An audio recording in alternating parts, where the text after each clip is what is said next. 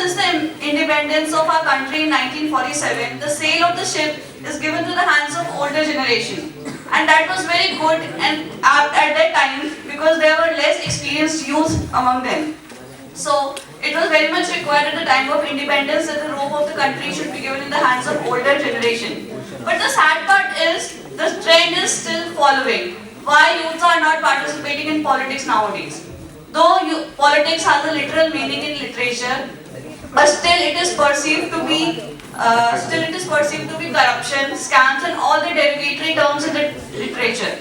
As the cup is brimming, it's now time to change the perception. And as there are many professions like MBBS, engineering, CA, etc.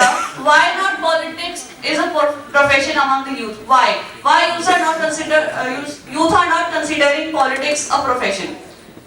It is because the politics is considered to be a thing of older generation. You do not consider it to be a good. Politics is considered to be a stigma, a taboo in the minds of younger generation.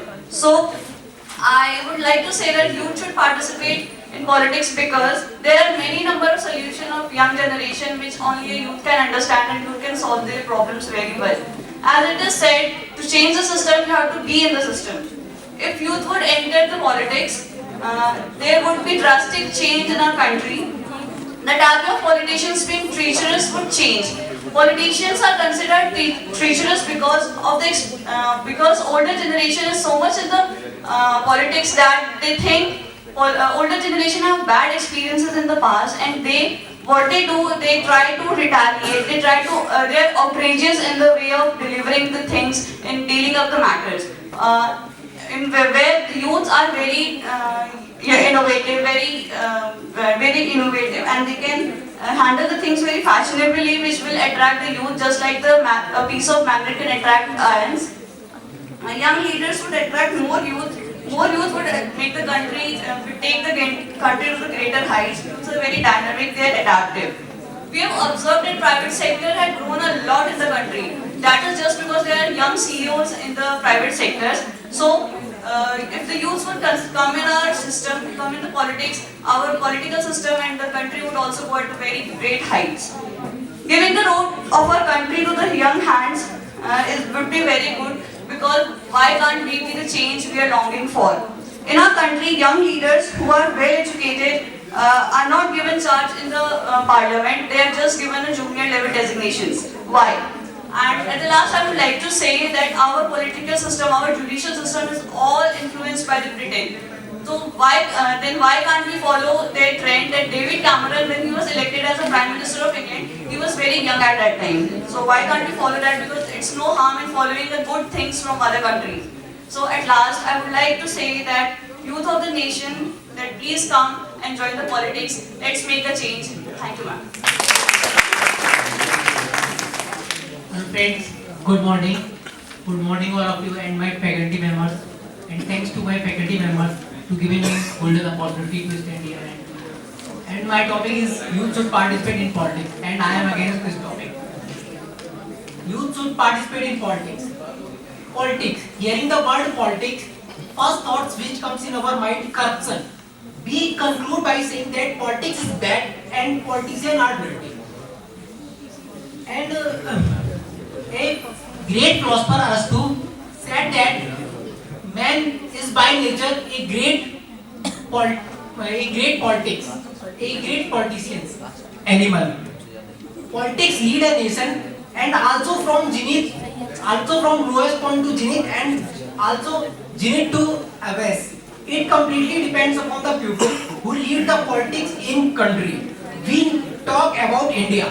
India is the largest country India is the largest democratic country in the world and also the youngest country in the world. And 60% population of the India is youth, and youth have more potential and rather than old persons. And politics is the best way to channel this very potential towards nation building. The territories of India are abound of the natural resources, but resources are not enough to build a strong and powerful nation. We cannot build an apartment just because we have bricks, cement and labor. We need an engineer, we need an architect, and youth are the architect of the nation. We can use its resources in the right way to build India.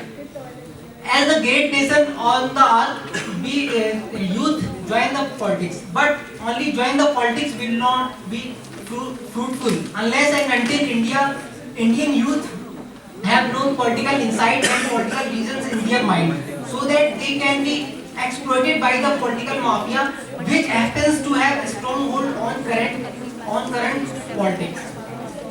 Recently, we celebrated 67th Republic Day of India, but still we are facing poverty, violence, communism, regionalism, casteism, and fundamentalism. The reason behind this is corruption. Corruption has embedded in Indian politics. It is the responsibility of Indian youth to set a political insight and try to exterminate this corruption. But it is not so easy for Indian youth. Indian youth have the potential, but they lack experience and vision. They can use their potential in the right direction by the help of good-hearted, experienced politicians. At last, today's politics has been criminalized and crime has been politicized.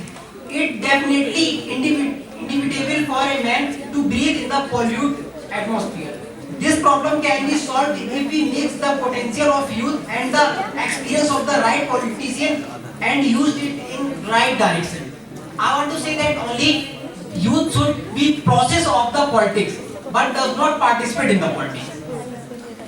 Okay, Rahul, I have a question for you. You said that youth, experienced people are required in politics. But please tell me one thing, the government only decides the retirement age to be 60, right? Then why the politicians are not retired? Why don't they get retired at the age of 60 when they have only set the criteria that at the age of 60 people are incapable of doing the things which they have been doing since past 30 years. Then why don't they get retired? Because at the age of 60 we think, after age of 60 we think the Alzheimer disease hit the older generation, they tend to forget things.